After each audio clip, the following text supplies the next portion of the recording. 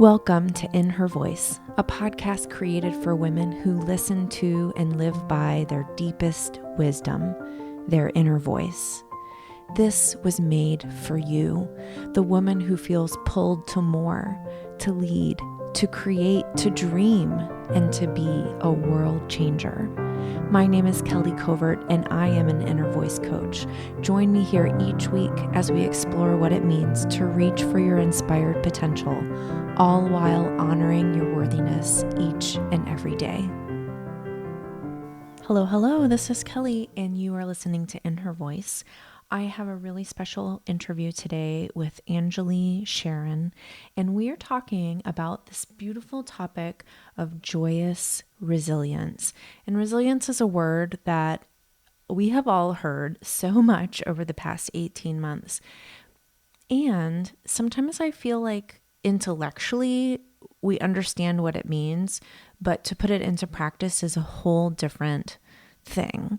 So today, Anjuli really is sharing some practical tools and strategies for us to get into our own joyous resilience. Let me tell you a little bit about her. Anjuli is a licensed marriage and family therapist with over 17 years in practice, specializing in trauma recovery, resilience building, and cultivating joy. Since 2003, her practice has been working primarily with immigrant, South Asian, Middle Eastern, Muslim, and LGBTQI populations. Anjuli is the author of the award-winning book, Joyous Resilience, A Path to Individual Healing and Collective Thriving in an Inequitable World.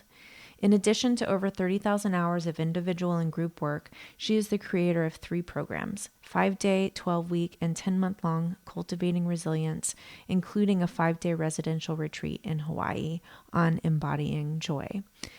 You're going to love her gentle wisdom and the tools, the practices that she has for us that we can begin implementing right now. Let's get to it with Anjuli.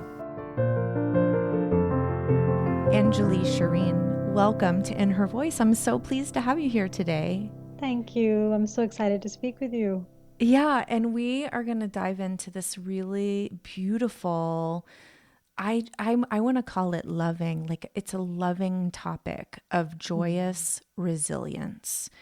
And just to say those 2 words together kind of gives me chills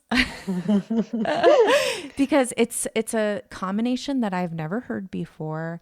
And I think that especially now we're in May of 2021, we could all use some joyous resilience. I think that it's so needed right now where we all are after this really hard year that we've been through with the pandemic and everything else that's been going on. So I think that this is going to be fantastic. What I want to start with is this, because I don't know that everyone knows this. Will you just start by telling us what is resilience? Yeah, of course, resilience has many different definitions. I think the common one that most people might know is how we get back up in times of stress, like what lets us recover and start to thrive again. But joyous resilience and the resilience that I talk about in my book, Joyous Resilience, and in my practice as a marriage and family therapist, is actually really connected to the topic of your podcast, which is the voices inside of us and how the ways that we speak to ourselves, whether it's our nurturing voice or our protective voice, the one that can set boundaries or make clear requests, our soulful voice, the one that reminds us that we're not alone and we're connected to the larger world, and our creative and playful and pleasure-filled voice, kind of like our childlike voice. It is these voices inside of us, when they are healthy and they're alive and they're rooting for us, that actually lets us get back up and thrive, because it is like that healthy inner family or inner parent inside of us that lets us withstand all kinds of stressors, including as you just mentioned, this unprecedented year that we have all lived with and lived through. So resilience is that capacity to speak to ourselves with a voice that lets us rise, lets us know that we're safe, that we're okay. Not that everything is all right in the world, but that deep inside of us, there is that profoundly loving presence that we can reach for and turn to, that lets us keep rising. And not just for ourselves, but also lets us connect with and reach out to others. I love that so much. And I love how you sort of gave those, like, there's different descriptions of the different voices. Yeah. And, we're talking about resilience and speaking to ourselves in a kind way. But I think that part of that conversation is how we normally talk to ourselves, which Yes. is not nurturing, which is not kind, right? What do you Yes. call that voice? Yes. So in the book and in the model that I talk about, that is what happens through those voices is the cycle of suffering, and the voices that create that cycle of suffering, which are, in all of us, I would say hands down, probably globally, there are these three voices. One of them is the critic. So the one that puts us down in various different ways. And one of them is the voice of the neglector, which is the one that basically says everything else comes first before you. And for all of these different good reasons. So the voice of the neglector, the voice of the critic, and then the voice of the what I call the vulnerable self. And the vulnerable self is not a negative voice, it's actually the voice of our pain and our fear and our guilt and our sorrow, and our anger. But it's what happens to that voice when it's responded to with criticism or perfectionism, another form of the uh, I'm like the put down. Kind of got stuck there myself. And then the neglector, right? Like when we turn our head away from our feelings, from that vulnerable self, or when we put it down, that vulnerable self starts to get even more agitated and even more upset or even more shut down. And that produces the cycle of suffering where the voice inside of me that's crying out actually for attention is constantly shut down or put down, shut down or put down. And then I keep on suffering and suffering. And it just kind of basically builds upon itself. So that's the cycle of suffering and what happens inside of us when we're not listening to our voice in these ways. Wow. I've never heard it described like that. I mean, of course, you are a marriage and family Therapist, counselor, yes. right? Therapist. So you have years and years of schooling. I've just always called that voice my inner mean girl. Yes. Yeah. That's another way of doing it. Right, Yes. but I love these distinctions. The critic, well, gosh, we all know that one. But Mm-hmm. I want to talk about the neglector Mm. because this is I think so common among women in particular. We're Yes. always willing to put everyone else first before us. I see this so often in my clients. They're all excited about creating a business for themselves, yet they don't make the time for that because everything else, everyone else is always more important than them. Talk to me about Yes. the neglector. Yeah, I mean, it is a voice learned through gender norms for sure, and I would agree with you that it's much more. I think it's much more lauded for women, and that's one of the reasons why. I mean, I think one of the things we have to talk about is like when we neglect, what is the payoff? Like there is something that we're trying to get through that. And I think for a lot of women, we've been taught like what we will get is appreciation. Even if it's not like actual appreciation, like verbally someone is recognizing me, it is a sense of like, but that is what a woman is supposed to do. So this sense of like belonging or I'm worthwhile. I am following the like norms of what society or culture is asking of me. So I think it's important to understand the like need underneath that behavior and voice. Like when I'm giving of myself in that way, what is it that gives me? Which is the thing that I'm really needing. And oftentimes it will be love, appreciation, belonging, lack of conflict, aka a version of safety, right? Like if I say yes to everything, then like no one will be mad at me. And if no one is mad at me, that means that then I am loved. And of course, in the end, that is not healthy love, right? It's not the love that says, I'm here for you and rooting for you, and you actually get to say yes and no or maybe. and no one is going to pull their love away because you're being authentic to yourself. Um, so I think it's important, whoever's listening, like one, just to normalize and know we all have this in us. And then two, to deeply understand like where we learned it, because it's usually a mimicked thing, right? Like who have you been watching? Who in your family has done this? Who around you? And then three, like what was the legitimate need? Because it is a very legitimate need to want to belong or to feel safe or to be appreciated or to know that you have value or worth. And then the next journey is like, how can we source those things not from people pleasing, which is a version of neglecting, but actually from being authentic? How do we do that for ourselves? And also, how do we give that gift to others, especially other women in our lives, right? To really give them permission and go, you don't have to say yes all the time. You don't have to take that next thing on unless it's true for you. And I am going to actually encourage you there and love you there. Yes. Um, Yes. Yes. Oh my gosh. Okay. So, I have so much. There's so much here to unpack. What I uh, heard you say more than anything, like what came through to me, is that for generations, mm, women have been finding worth inside of self neglect. yes. Have been taught to. Yes. Find worth. Right. Yes. Whoa. I mean, like, and we wonder why we feel crappy all the time. Yeah. Oh Yeah. my gosh. Well, and this is a big part of the work that I do, just really encouraging women to prioritize themselves, to Mm-hmm. take care of themselves, to to do the opposite of neglecting, and to know that that worth is innate. Like, we don't have to perform for worth. But how do we, if we're early on in this journey, and even if we're not, because I find myself falling into this pattern sometimes too. Mm-hmm. And how do we begin to unlearn that lesson?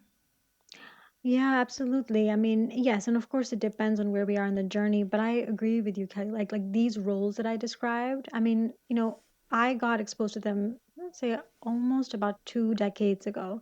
And and yet to this day, it's a great model for me to go back to when I'm feeling dispirited or down or a bit stuck or like, you know, like those are my cues. Like that's like part of my inner voice, right? It's that Mm-hmm. vulnerable self kind of going, listen to me, pay attention. Like I'm not in my vibrant state. And when I pay attention, I often find, oh, I'm falling into one of these roles, maybe more subtle versions, but I'm doing something where I'm either not paying attention to myself as the neglector, or maybe I am expecting something from myself, which is not actually in alignment with who I am, which is a version of that critic. And so, yeah, it just helps to know this is a journey and it's constantly evolving. And then Mm-hmm. how do we undo? I mean, I think depending, I mean, like you said, it was such an aha, it sounds like, for you even to have these roles be labeled as separate voices that are interacting with Yeah. each other, right? And so I think that's the first thing is oftentimes when we are acting in those ways where we are overgiving, let's say, um, it's just even recognizing that as a real thing instead of that's just the way life is. And that's just what I'm supposed to do. Or if I am always saying I'm overstressed and overtired, um, there's nothing that I can do about it. Like, I think it's just first, it's just actually naming that as like not a wrongness, but as a beginning of let's pay attention here. Yeah, Um, like the red flag. yeah, Right? Like, yeah. hey, this is not right. Something's not right. Something's in pain. And again, like from that sense of like, not like you're not doing something right, but more something in you is asking for attention. So that voice, again, the voice, the vulnerable self shows up kind of like a child, right? When your child is like restless and squirmy or agitated or, really badly in need of a nap, it's like that moment of slowing down and actually just paying attention instead of going, why are you getting in my way? And why are Mm-hmm. you getting in the way of my day? So, first is, I think, just even the aha of like, if I am not feeling my best, like I am going to slow down and pay attention to my body, to my emotions, to my feelings, to my sensations. And that can be just slowing down and like breathing and putting a hand on your body. It can happen in the container of therapy. It can happen in your journal. It can happen when you pray. It can happen on your walk. But the message is like, I'm going to slow down and pay attention. And Mm-hmm. when I pay attention, I am going to ask that voice now. And when I say ask, I mean, it literally can be asked like, wow, like what am I feeling? Like, what is this sensation, and does it have an emotion with it? And if the emotion could speak, what would it say? And at that point, the opposite of the neglector is the nurturer, and the nurturer is the one who basically sits down next to you, attunes to you, and invites you to share whatever is happening inside exactly where you are, and then listens without fixing. That's a very important one. Like, listens just without fixing for a while. So that means I get to pour my heart out in my journal, or I get to kind of cry and say what I need to say in the shower, or on my drive. And I'm both like expelling all of that, and I'm also listening to that inner voice.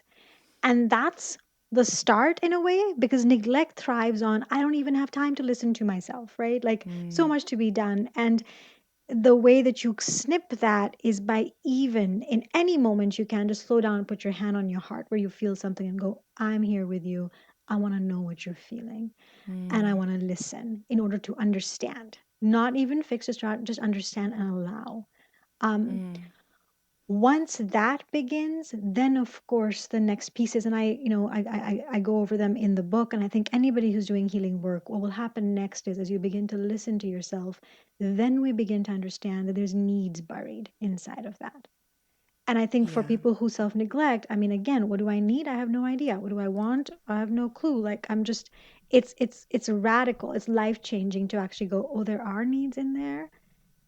If I begin to sort of understand, go Yeah, ahead. because for so long, we've been pushing them down, stuffing them Yes. down because and Yes. saying that they're not as important as As everyone else's important. needs. That's right. I love that practice of just touching your heart. Yeah, yeah, like something, just something simple to really, my heart, my body. I think oftentimes people also think in this, because the like messaging, the like critical messaging is so strong of like it's either me or somebody else, and it becomes like a battle. And I think when we put our hands on our heart, one of the shifts is also to say my heart as well as other people's heart, right? Like my body and other people's bodies. That this is not a competition. It's an inclusion, and that you too, right? You too, and your body too, and your heart too deserves breath and time for your sake. And also, I think oftentimes for people who self neglect, it's important for them to know, because they're so wired towards other people, that, we're doing this actually on behalf of the people you love as well. Because when you don't do this over time, and I'd love to hear, Kelly, like maybe you also have stories of this, like we do start to become resentful. That's actually Oh, one of the gauges, right? That you're actually in yes. neglect and overgiving, and not really in genuine, authentic giving, because yeah, because you're feeling resentful. It's going beyond the bounds of what is actually healthy for you and your Yeah. body. Yeah. Um, Resentment is huge. yeah. I know for me personally, and I've learned that when I start feeling resentful about like, and it's like little things, Mm. like somebody didn't rinse out the sink after they were done Yes. doing the dishes. And I'm Mm. like, oh, like I start to get like all mad and like, That's right. I can't believe that they can't just rinse out the sink. That's And right. and then, that for me, like you said, like that's sort of like that signal, that red Mm-hmm. flag of like, Mm-hmm. okay, step Mm-hmm. back here. This is not a big deal. Why does it Mm-hmm. feel like such a heavy lift? That's Why right. does this feel like so much? And just being aware of when you start to feel that. And like you said, like knowing that you're not required to feel that way. That is not actually what what was the word you said? That is not your vibrant state. Yeah, like the place from which we know like your cup is actually full, or full enough, right? That it's not sitting there so depleted that it's now resenting anybody else taking one more drop, basically. I mean, I love that example actually, because I think it's such a common, everyday, relatable one, right? Like someone didn't do the dishes just right, or they didn't do this thing. And then the response is so much higher than what the situation requires. And I love when you said, like, I asked myself, why, right? Why are you feeling this way? And I, I don't know if if you wanted to share the examples, or I just think about like if I asked myself that, if I'm from a place, if I am overgiving, I will allow that tantrum, like in my mind, or, just kind of like sighing it on my own or in my journal, because I can imagine like what might come out is like, oh, I'm so tired of doing everything and I'm sick of doing the dishes and I'm always the one doing the laundry and blah, blah, blah. And it's actually important to let that voice come out, because once I hear those things, then I know, oh, sounds like you are resenting doing the laundry all the time. Sounds like you have been working too much. And instead of pointing fingers, then we can actually just come to, how can I help you there? Like, what do you Mm. need? Mm-hmm. And maybe what you're needing is a day where I give myself permission to not do the dishes perfectly. Or actually give myself Mm-hmm. permission to go, why don't we go sit down, right? Or go take that walk or go play with the kids, and actually let the dishes be, or ask for help with the dishes, instead of continuing to keep on doing them and not taking care of the needs that are not being met, or thinking that This we is have to do so it all good. alone. This is so good. And I'm going to share another personal experience It's great. that has really shifted for me in the past few months. Mm. I am really like the primary preparer of food in my house. I It's a buy big the job. food, I plan the food, I cook the food, right? And actually, cooking is something that I really enjoy. Mm-hmm. I love baking. I love trying new recipes. And so I was noticing, I just was like, every time it was time to cook, I was having these like resentful feelings like, oh, well, it must be nice just to come home and have a meal ready for you, right? Like all Yes. of these things of what would it be like to have someone buy all your food and cook all your food? And I was like, what is this, Yeah. So I didn't even tell anybody in my house. I have, Mm. my husband and two teenage boys. They eat a Oh, lot of okay. food. Oh boy. A Yes. lot of food. I was like, I'm just going to do a little experiment and see what happens. So instead of planning like 5 or 6 meals a week, Mm. I started planning only 3 meals a week, but I would make a Mm. lot and then we Mhm. would just eat leftovers. Mhm. And I did that for like 2 weeks Mm. and I didn't say anything to anybody. And I kind of felt guilty, like, oh, Mm. I'm not really cooking as much. And so after a couple weeks, I said to my husband, I was like, oh, have you been noticing that I've only been cooking like 3 times a week? And he was like, nope. Yeah. We make up this story about Yes. like there's this expectation, like this is what you're supposed to do. And you know Yes. what?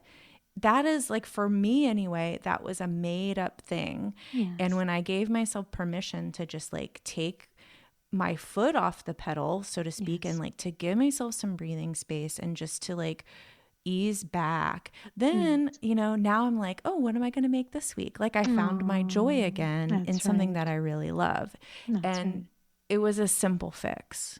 That's right. Yeah, I mean, yeah, simple, and like you said, like, I mean, with such amazing and huge effects, right? Because imagine if you hadn't done that, Right. where you would be right now and what We would would have not be happened having the to. same No, conversation right now. no, no, Me and my husband exactly. might be in your office.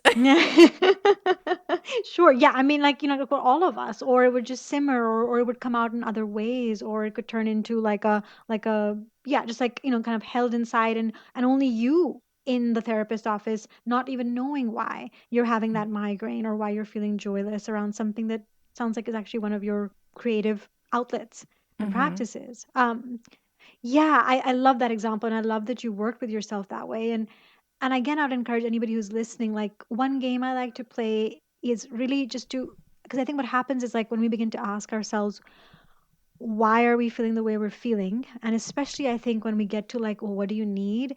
That's usually where I find people shut down, because they're thinking within the limits of how they've always been thinking, and so then it Right. quickly becomes, well, my husband's too busy and I could never ask anyone for help. And actually, it has to be me because of this and that.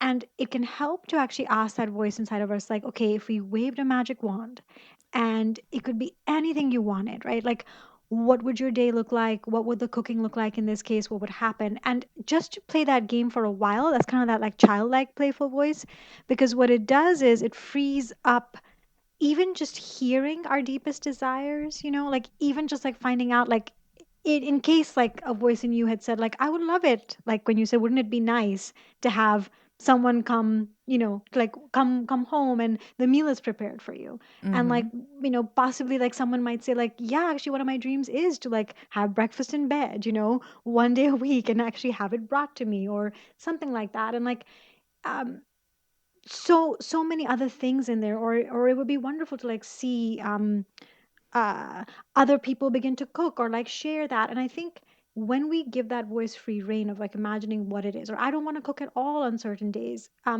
it is only then that we can begin to actually go, okay, and now what's possible around this?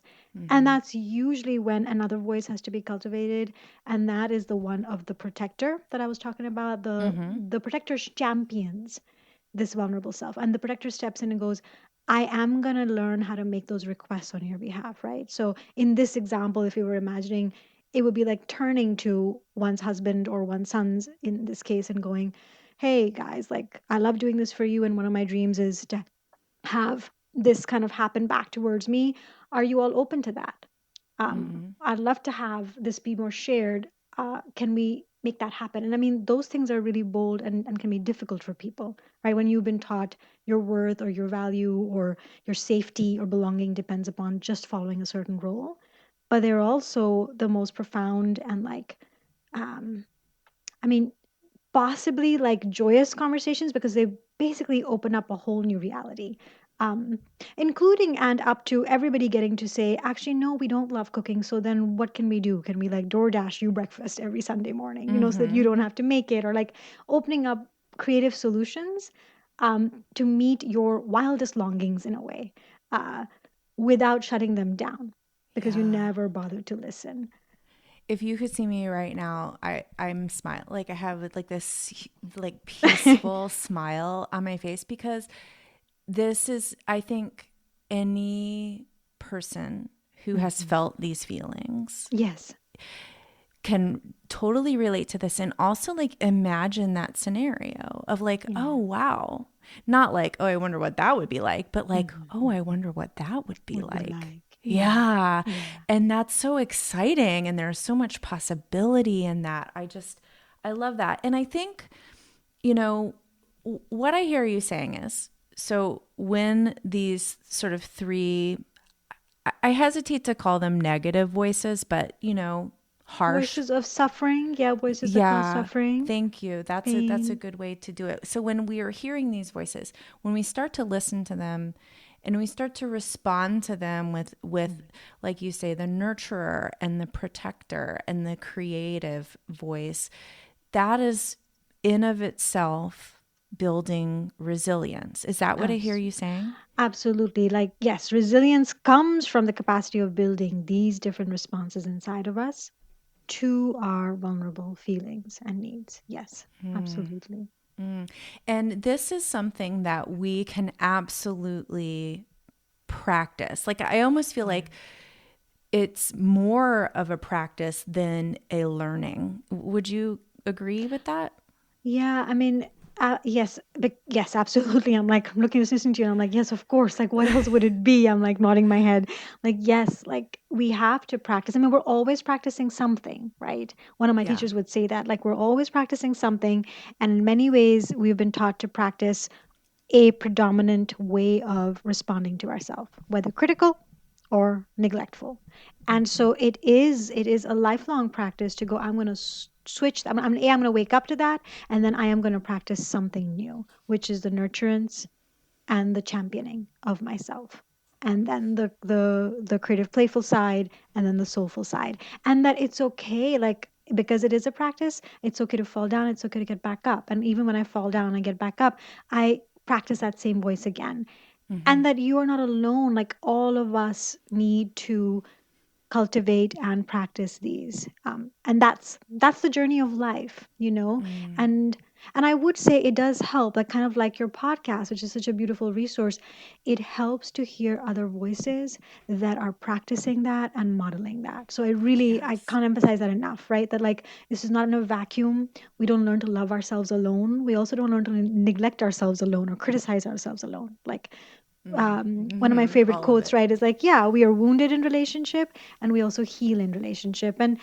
And you don't have to wait for the perfect one. It is through the podcast we listen to, the books that we read, the healing groups that we join, the therapy that we do, and with our girlfriends, like with our families, just genuinely beginning to champion and go, I'm learning how to do this. I'm learning to give myself permission to find out what my needs are and that it's okay. And I want to just say that openly so that other people know it's okay to have these conversations. Yeah. Um, yeah. So, okay. So a big part of what I'm receiving from you Mm. as you talk about this listening and like it's a call and response, right? It's, Yeah. Yeah. you know, we hear the voice of our suffering and Yeah. then we respond to that Yes. with the compassion and the kindness. And for the longest time, I thought, wouldn't it be great to not have that critical voice? Exactly. Wouldn't Yes. it be great to just shut it down? Like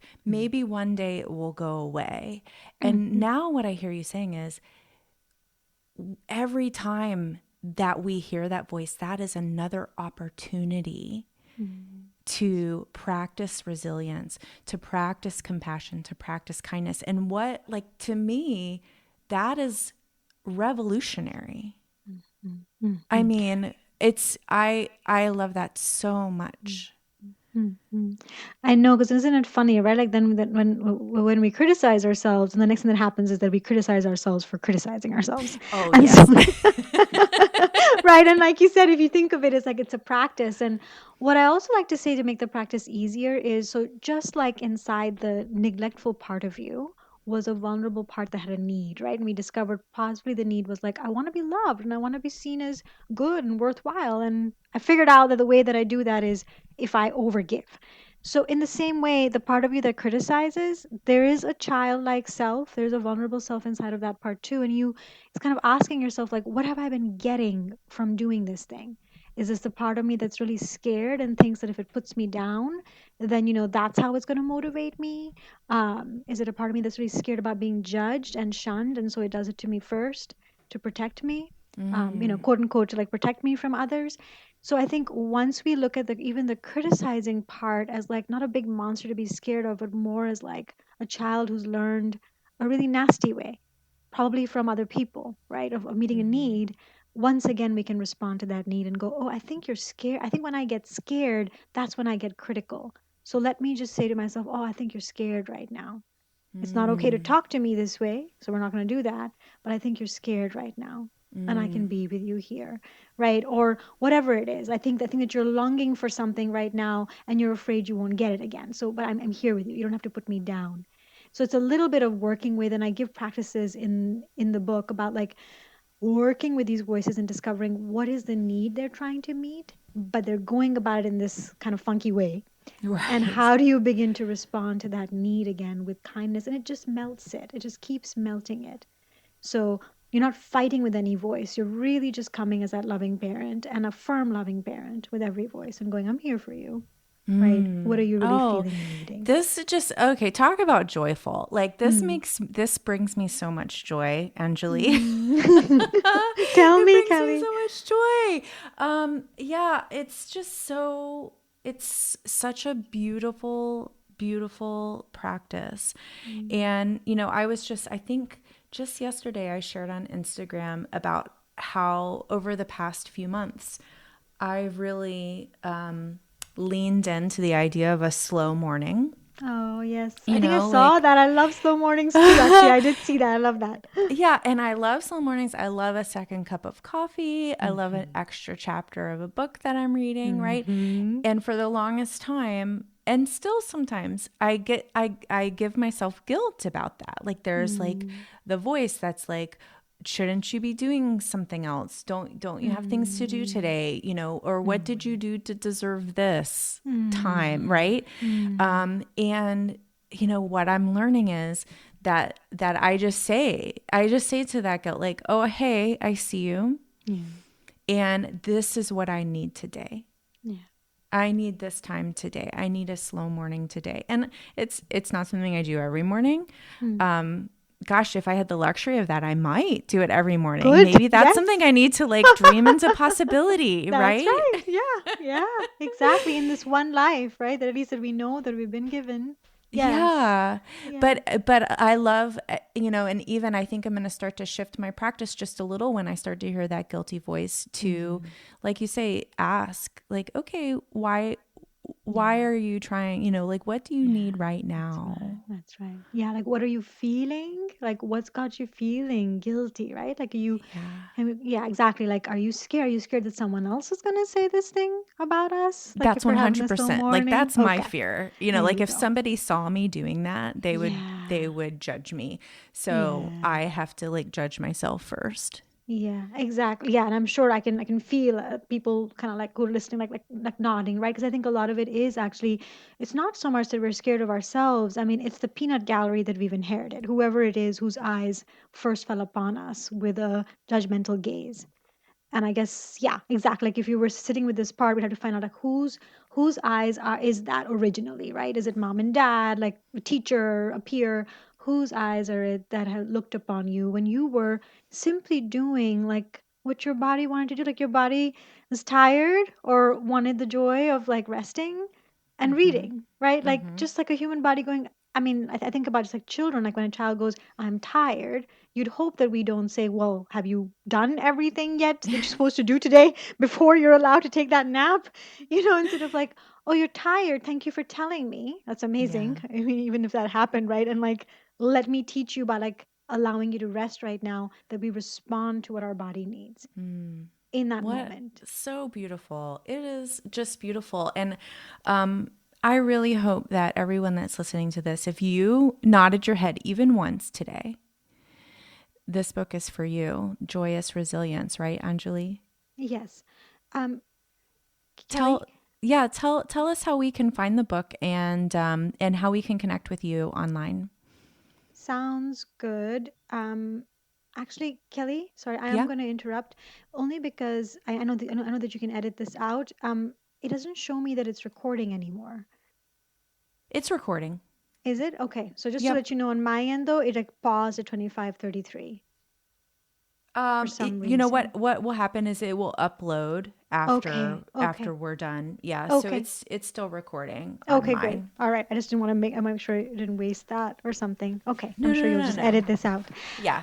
Okay. So you asked me, How did do you ask me we again? how can we connect with you and find out where to get your book? Yes, great. So the book you can find anywhere that books are available worldwide. You can also go to www.anjulisherinmft.com, and that's my website, where you can both find links to buying the book, and also if you've enjoyed the conversation and you're curious about practicing these different voices, when you go to my website, you'll find that you can kind of enter your information to get 9 guided meditations that walk you through practicing and cultivating all these voices that we talked about today, the positive and nurturing ones. Um, and yeah, that's also a place just to kind of connect with me and know the work I'm doing and some of the courses that will come based on this.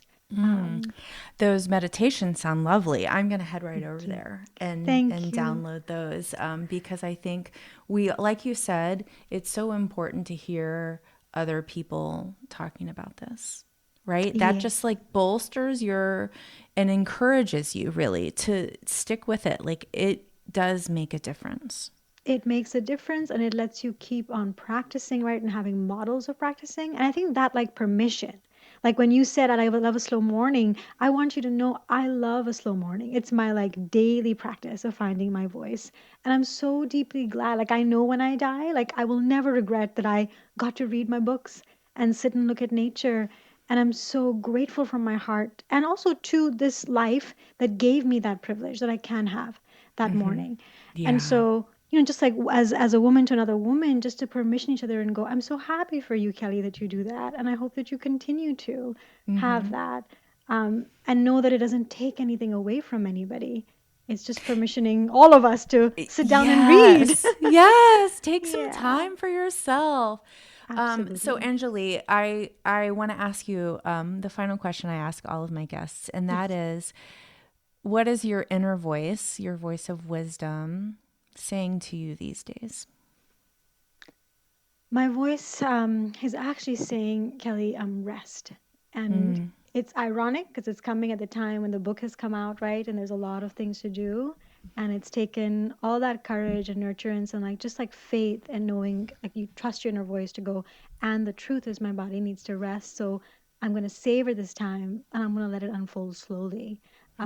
because I actually need to rest and digest, this past year that we've all come through and preparing for this new year that's coming. And just the like cycle that my life is in. There's a lot to absorb, and that I need that rest in order to have the next cycle of like being able to be outward again, come forward. So I'm really listening to that. Yeah. I love it. I love it. And here's to many, many slow mornings ahead, right, Anjali? Absolutely.